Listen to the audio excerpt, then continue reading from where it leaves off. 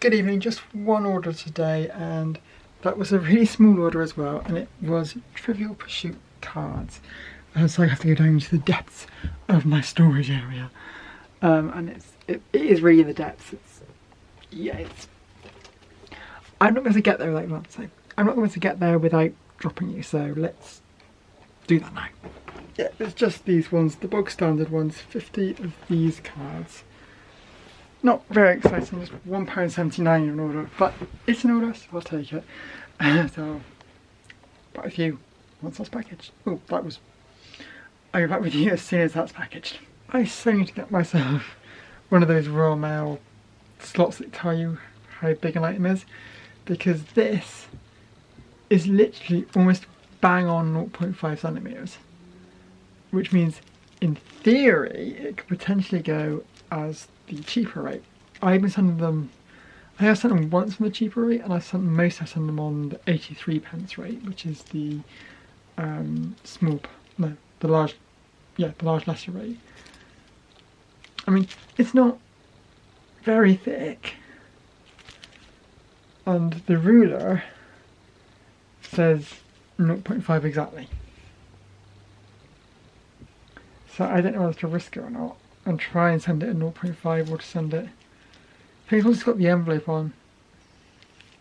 I think I'm still going to send it at the 83 pence rate for my sanity. It's pretty bit silly because there's more. That makes a big difference how much money you can make with these on the postage, because it's 20p difference, but on an order of £1.79, that's quite a major difference. But I'm not sure if I can quite get away with it. I really need to get one of those plastic Royal Mail things. That's my decision. I need to get one of those. Then I'll know for sure if I can send it without resulting to a ruler, which has some of the numbers missing, which is odd. Not to mention the rulers, I forgot to say, I found the ruler that I had last time, so it's safe to say, I have two rulers up here, it's safe to say it was not posted. Winning. Anyway, I'm going to package this up. I'm going to do it very cheap for each on the safe side, but on my shopping list it's definitely one of the Royal Mail size guys. Okay. It'd be easier to try to measure it with a ruler and go, not really sure. So there's that, all ready to go tomorrow. That wasn't really the point of this video, but I had something I had to do. It was something I had to do, so that's that. What I actually want to talk about is this plate. Well, it's not this plate, not really. What I want to talk to you today is really something more just for completeness on this channel, as a channel about reselling and selling on YouTube. Selling on eBay, get it right.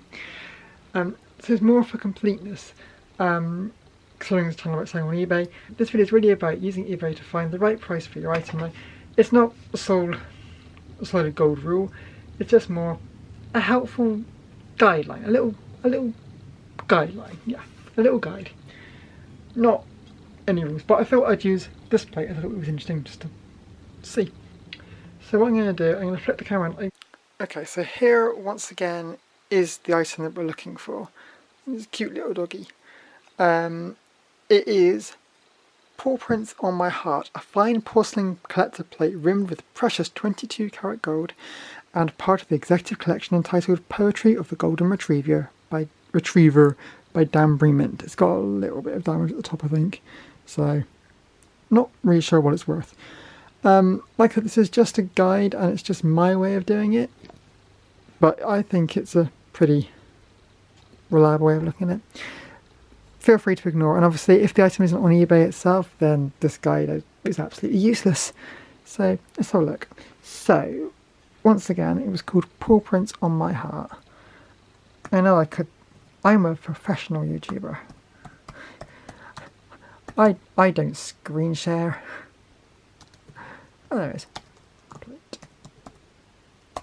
Okay. So this is what I'm doing here is the very first search. This search is just the live search, so it tells you what's on eBay right at this moment. So these are all the plates that are on eBay at the moment. I probably should have searched for the actual plate, not the collections. These are some of the plates that are available. Aren't they nice? The cute little doggy woggies. This is not... Oh dear. Okay, let's not try plates. This is not a good example.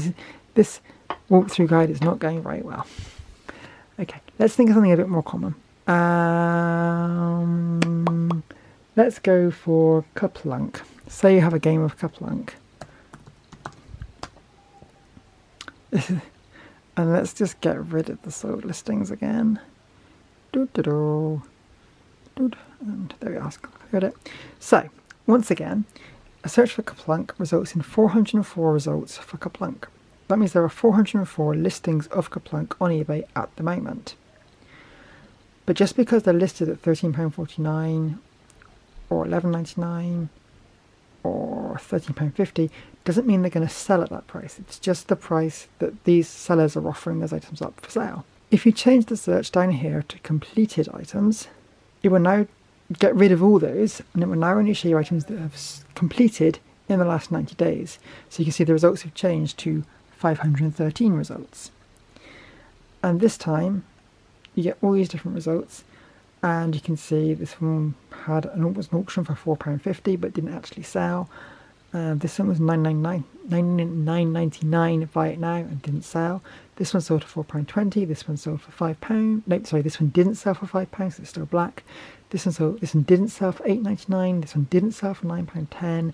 They were on auction. This one didn't sell for £6 in auction, and it goes on. And you can see at the top, you can kind of list it by which one's ended recently, which is what it defaults to, but you can also change it to highest price, specification, packaging, and all that good stuff.